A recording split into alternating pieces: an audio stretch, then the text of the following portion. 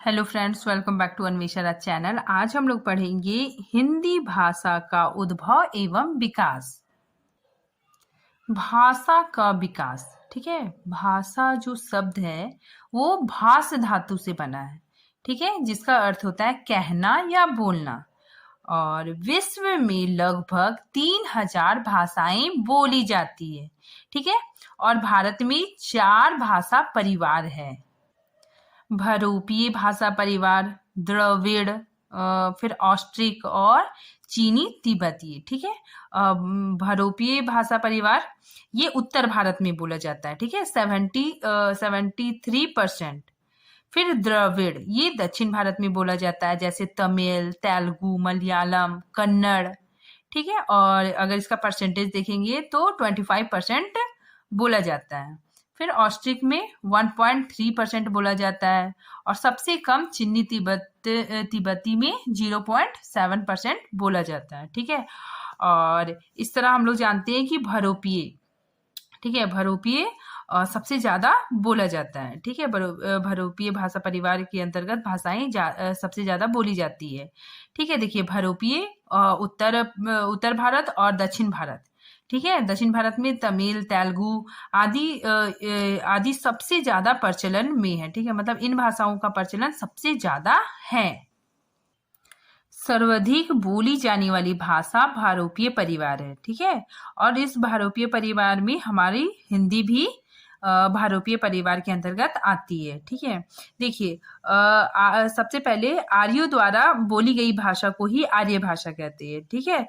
तो आर्य मध्य एशिया से भारत आए, ठीक है, और कुछ यूरोप की तरफ चले गए, ठीक है, और कुछ ईरान की तरफ से, ठीक है, ईरान चले गए, फिर ईरान से वे लोग भारत आ गए, ठीक है। उसके बाद फिर भारतीय ईरानी शाखा का निर्माण हुआ, फिर आर्य भाषाएं आई। आर्य भाषा 3 प्रकार के होते हैं। पहला पश्चिमी आर्य भाषा, दूसरा मध्यकालीन आर्य भाषा और तीसरा आधुनिक भारतीय आर्य भाषा, ठीक है। सबसे पहले हम लोग देखते हैं भारतीय आर्य भाषाओं का कालक्रम, ठीक है। इसका हम लोग सबसे पहले समय सीमा देखते हैं, ठीक है। तो भारतीय आर्य भाषा कितने थे? 3 थे, ठीक है। सबसे पहले कौन है? प्राचीन भारतीय आर्य भाषा काल।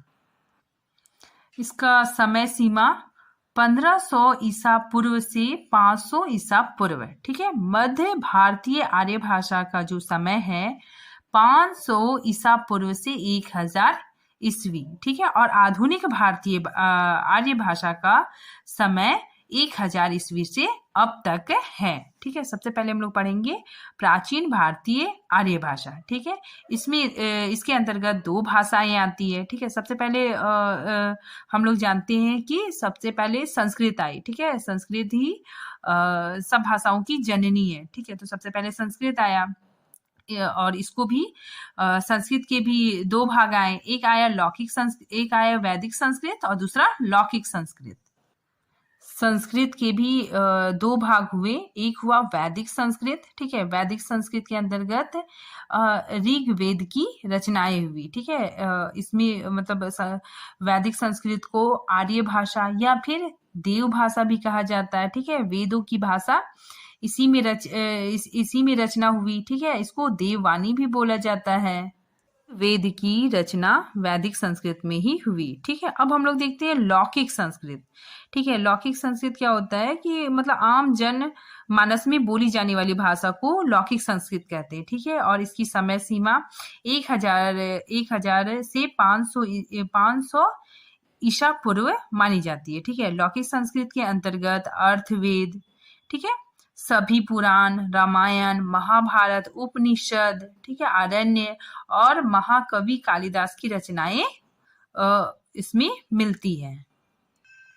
यहाँ पे देखिए, बहुत ही इंपॉर्टेंट क्वेश्चन है कि संस्कृत शब्द का सर्वप्रथम प्रयोग कहाँ मिलता है? तो वाल्मीकि रामायण में, ठीक है। और ये जो वाल्मीकि रामायण है ये लौकिक संस्कृत का ग्रंथ है, ठीक है। मतलब ये लौकिक संस्कृत में ही लिखा गया है, ठीक है। अब हम लोग देखते हैं मध्यकालीन आर्य भाषा, ठीक है।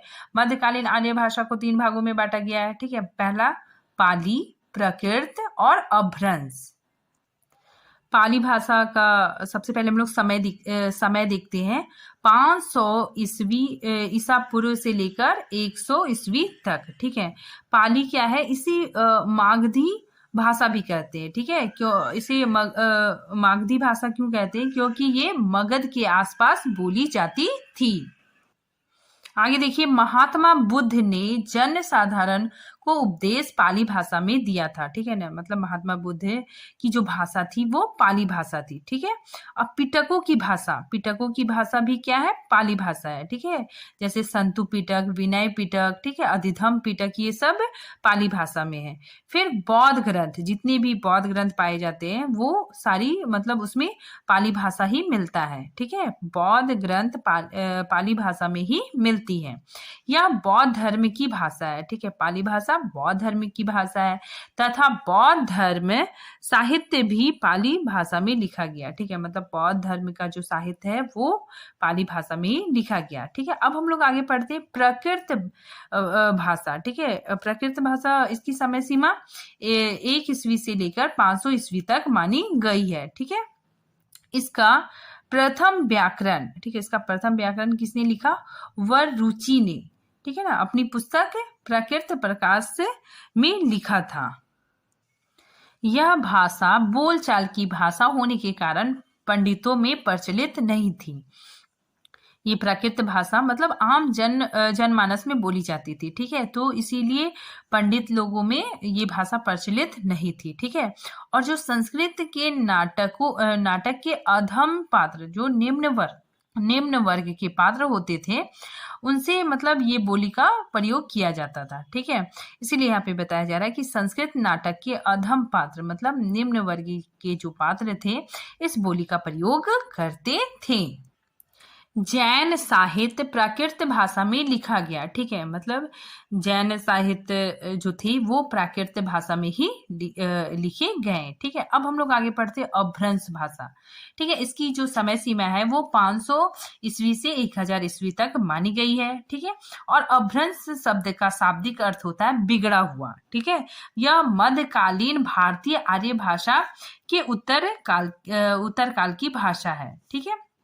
अपभ्रंश का साहित्य में प्रयोग 1200 ईस्वी तक हुआ, ठीक है। मतलब अपभ्रंश भाषा का जो प्रयोग है वो 1200 ईस्वी तक हुआ, ठीक है। मतलब 1200 ईस्वी तक उनकी इस भाषा की रचनाएं मिलती रही, ठीक है। यद्यपि अपभ्रंश भाषा का काल 500 से 1000 ईस्वी तक मानी जाती है, ठीक है। मतलब इसका जो समय सीमा है वो 500 से 1000 ईस्वी तक मानी जाती है, लेकिन इसकी रचनाएं 1200 ईस्वी तक मिलती रही हैं, ठीक है। आगे देखिए, आचार्य रामचंद्र शुक्ल के अनुसार अपभ्रंश का सर्वप्रथम उल्लेख मालवा के धार के शिलालेख में मिलता है, ठीक है। ये कौन मानते हैं, आचार्य रामचंद्र शुक्ल, ठीक है। अब यहाँ पे देखिए, यहाँ पे हम लोग पढ़ रहे थे कि ईसा पूर्व क्या होता है। देखिए यहाँ पे जो यह बिंदी डाला हुआ है इसको आप लोग समझिए कि ईसा मसीह है, ठीक है। ईसा मसीह का जब जन्म हुआ था, ठीक है। तो ईसा मसीह के जन्म के अगर हम पीछे जाते हैं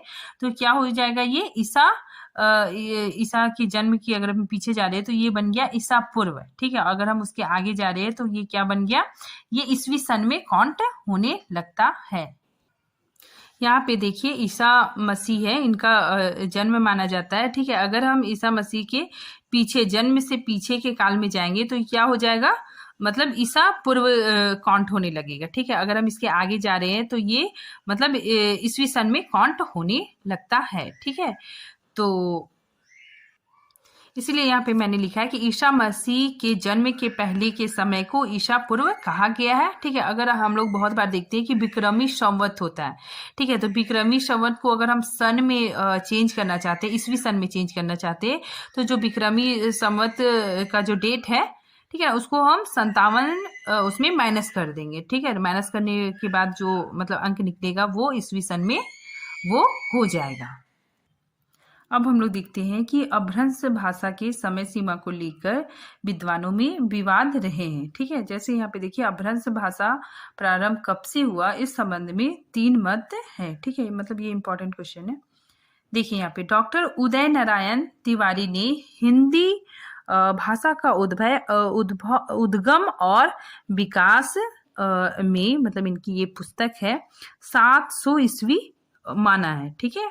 और डॉक्टर नमवर सिंह ने हिंदी के विकास में अपभ्रंश का योगदान, ठीक है, इस पुस्तक में 500 ईस्वी के आसपास माना है। और डॉक्टर भोलानाथ तिवारी ने अपभ्रंश का जो समय सीमा है वो 500 ईस्वी के आसपास माना है, लेकिन सर्वमान मत जो है वो अपभ्रंश का जो काल है वो 500 ईस्वी से 1000 ईस्वी तक माना गया है, ठीक है। आगे हम लोग देखते हैं अवहट, ठीक है। अवहट का जो समय सीमा है वो 900 ईस्वी से 1100 ईस्वी तक है, ठीक है। और गुलेरी जी ने इन्हें मतलब इस भाषा को पुरानी हिंदी कहा है, ठीक है। और ये अपभ्रंश की अंतिम अवस्था है, ठीक है। और शुल्क जी ने अवहट को प्राकृताभास कहा है। अवहट का सर्वप्रथम उल्लेख वर्ण रत्नाकर में मिलता है, ठीक है। और वर्ण रत्नाकर किसने लिखा है? ज्योतिश्वर ठाकुर ने, ठीक है। तो अवहट का सर्वप्रथम उल्लेख वर्ण रत्नाकर में मिलता है। और जो विद्यापति ने अवहट को देसी बैना की संज्ञा दी है, ठीक है। मतलब विद्यापति ने अवहट को देसी बैना कहा है, ठीक है। मतलब इसका मतलब होता है कि देसी भाषा सबको अच्छा लगता है, ठीक है। अब देखिए प्रयोग करने वाले प्रथम मुस्लिम, ठीक है, अब्दुल रहमान कौन थे? ये मुस्लिम कवि थे, ठीक है। तो प्रयोग करने वाले प्रथम मुस्लिम अब्दुल रहमान की जो रचना है संदेश राशक में भी अवहट की झलक देखने को मिलती है। हिंदी का विकास भी इसी अपभ्रंश से हुआ है, ठीक है। और 1000 ईस्वी के आसपास हिंदी का प्रयोग साहित्य में प्रारंभ हो चुका था, ठीक है। मतलब हिंदी का प्रयोग साहित्य में होना प्रारंभ हो गया था, ठीक है। अतः हिंदी का जनक अपभ्रंश ही है, ठीक। तो ये हिंदी का जनक कौन है? अपभ्रंश है। अब हम लोग देखते हैं क्षेत्रीय रूप, ठीक है। क्षेत्र के आधार पर अलग अलग भाषाएं विकसित हुई, ठीक है। मतलब क्षेत्र विशेष के आधार पर अलग अलग भाषाएं विकसित हुई, ठीक है। और 7 रूप निकल कर आए, ठीक है। आगे देखिए उत्तरी भारतवर्ष में अपभ्रंश के 7 क्षेत्रीय रूप माने जाते हैं, ठीक है। जिसने आधुनिक भारतीय आर्य भाषाओं का आगे विकास हुआ। अपभ्रंश का क्षेत्रीय रूप और इधर है विकसित होने वाली भाषाएं, ठीक है। देखिए सौर सैनी अपभ्रंश, ठीक है। तो सौर सैनी अपभ्रंश से कौन कौन भाषाएं विकसित हुई? देखिए पश्चिमी हिंदी, राजस्थानी और गुजराती, ठीक है। नेक्स्ट है मागधी अपभ्रंश, इसमें कौन कौन बोलियां आई? बिहारी, बंगला, उड़िया और असमिया। फिर पैसाची अपभ्रंश, इसके अंतर्गत पंजाबी और लहंदा। ब्राचड़ अपभ्रंश, इससे विकसित हुई सिंधी। महाराष्ट्र अपभ्रंश, ठीक है, इससे महाराष्ट्र अपभ्रंश से विकसित हुई मराठी। अर्धमागधी, ठीक है, अर्धमागधी पूर्वी हिंदी क्षेत्रों में बोली जाती है। से पहाड़ी विकसित हुई, ठीक है। अब हम लोग आगे देखते हैं कि आधुनिक आर्य भाषा, ठीक है, इससे आधुनिक आर्य भाषा हिंदी, इससे 5 उपभाषाएं बनी, ठीक है। और 5 उपभाषाओं के बाद 17 बोलियां बनी, ठीक है। अब हम लोग हिंदी की उपभाषाएं देखते हैं। हिंदी की 5 उपभाषाएं हैं, ठीक है। पश्चिमी हिंदी, ठीक है, इसके अंतर्गत कौन कौन बोलियां बोली जाती है? बुंदेली, खड़ी बोली, हरियावनी, ब्रज और कनौजी। पूर्वी हिंदी, ये भी उपभाषा है, ठीक है। और इसके अंतर्गत जो बोलियां हैं वो अवधी, बघेली और छत्तीसगढ़ी, ठीक है। इसको हम ट्रिक से भी याद कर सकते हैं ABC करके, ठीक है। नेक्स्ट देखिए राजस्थानी के अंतर्गत कौन कौन सी बोलियां आती हैं? जयपुरी, मालवाड़ी, मेवाती और मालवी, ठीक है। नेक्स्ट देखिए बिहारी के अंतर्गत कौन कौन सी बोलियां आएंगी? मगधी, भोजपुरी और मैथिली, ठीक है। और पहाड़ी के अंतर्गत कौन कौन बोली जाएगी? गढ़वाली और कुमाऊनी, ठीक है। तो टोटल अगर हम लोग काउंट करेंगे तो 17 बोलियां हैं और 5 उपभाषाएं हैं। अब हम लोग देखेंगे अन्य नाम, ठीक है। जैसे हरियावनी को हम लोग बांगरू भी कहते हैं, ठीक है। और जयपुरी को ढूंढाली भी कहते हैं, ठीक है। मेवाती, इसको उत्तरी राजस्थानी भी बोला जाता है, ठीक है। और पाली को मगही बोला जाता है।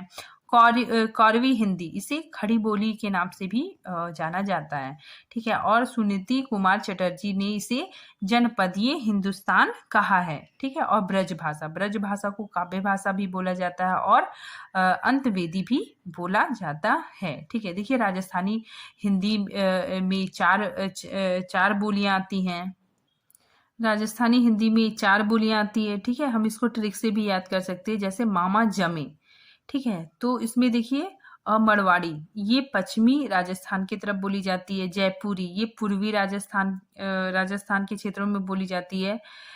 मालवी, ये भी दक्षिण राजस्थान में बोली जाती है। और मेवाती, ये उत्तरी राजस्थान में बोली जाती है, ठीक है। और मीरा के जो पद है वो मारवाड़ी बोली में ही उनकी रचनाएं मिलती है, ठीक है। बस इतना ही है। Thank you friends.